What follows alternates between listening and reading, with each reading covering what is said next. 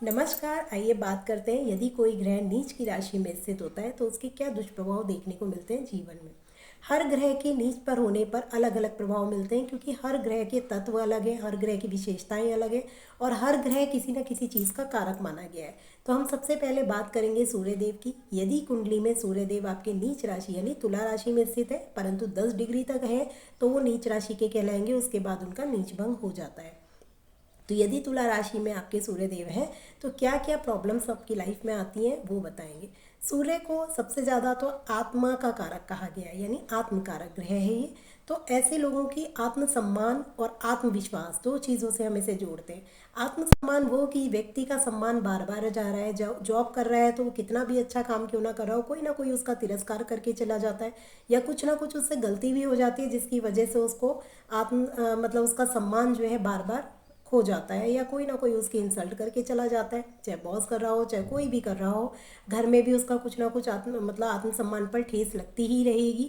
साथ ही साथ आत्मविश्वास, जो कि हमें कॉन्फिडेंस जो होता है वो सूर्य से मिलता है। तो ऐसे लोगों में कॉन्फिडेंस की कमी होती है, कोई भी काम करते हैं तो इन्हें लगता है कि ये काम शायद मैंने सही नहीं किया। तीसरी चीज़, पिता का कारक कहा गया है सूर्यदेव को, तो पिता से भी संबंध में प्रॉब्लम्स आती हैं, या फिर ये पिता से दूर रहते हैं, या फिर पिता की सेहत पर असर होता है अगर सूर्य नीच राशि में है कुंडली में।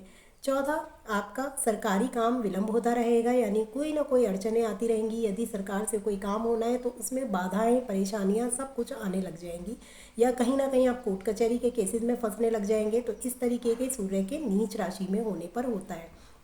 साथ अगर हम देखें तो स्वास्थ्य संबंधी जो समस्याएं आती हैं वो ज़्यादातर, सूर्य हमारे आँखों का कारक कहा गया है, साथ ही साथ हृदय का बोला गया है। तो हृदय और अस्थि का कारक, तो ये तीनों ही चीज़ों में, यानी आँखों से संबंधित परेशानियाँ, हृदय से संबंधित यानी बीपी की परेशानियाँ, बीपी लो या हाई अगर हो रहा है, हाई ज़्यादातर देखते हैं कि हाई हो रहा है, या और भी हार्ट से संबंधित परेशानियां आ रही हैं जीवन में, तो आप समझ लीजिए कि आपका सूर्य डिस्टर्ब है। अब यहाँ पे नीच की हम बात कर रहे हैं, क्योंकि सूर्य कई तरीके से डिस्टर्ब हो सकता है, परंतु आज का टॉपिक सिर्फ हमारा नीच राशि के बारे में बात करना है। क्योंकि ये नहीं होता कि ये प्रॉब्लम्स हो रही हैं परंतु सूर्य नीच का नहीं है, तब भी हो रही हैं। तो सूर्य कहीं ना कहीं राहु से ग्रसित होगा, केतु से होगा या शनि से होगा, तब भी सूर्य के यही प्रभाव, दुष्प्रभाव देखने को मिलते हैं जीवन में। क्योंकि जितनी भी सूर्य से रिलेटेड चीज़ें होंगी ना, वो सारी चीज़ें आपको देखने में मिलेंगी। तो ऐसे लोगों का, क्योंकि सूर्य अग्नि का भी कारक कहा गया है, तो कुछ ना कुछ अग्नि से रिलेटेड हो सकता है इनके जीवन में कोई प्रॉब्लम्स आए। तो ये सारी चीज़ें आप देखेंगे जब अगर आपका सूर्य नीच राशि में है। तो सूर्य नीच राशि में है तो उसका कृपया ध्यान दीजिए और उसके उपाय कीजिए। रेमेडीज़ का भी मेरा एक वीडियो बना हुआ है, देखिए कि सूर्य की क्या रेमेडीज़ करनी है। नमस्कार।